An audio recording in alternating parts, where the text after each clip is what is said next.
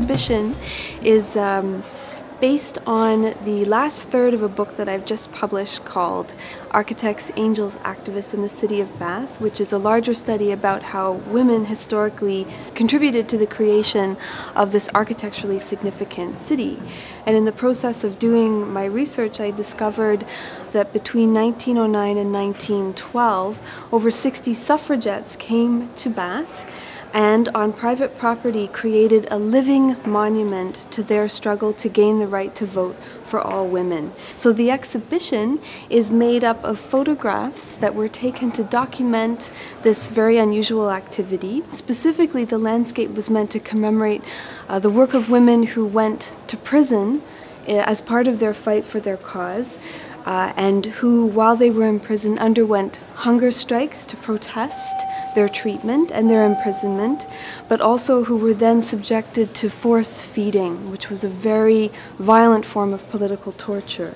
So the Arboretum is in many ways the exact opposite of what the women went through in prison. It was about a future that hadn't happened yet, but which they hoped the trees would grow into.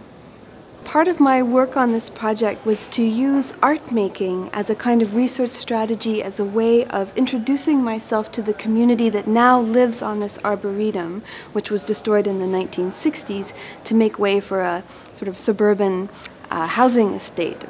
And so I went door to door with a small tree, asking every present-day inhabitant of the landscape to plant it on behalf of the missing trees.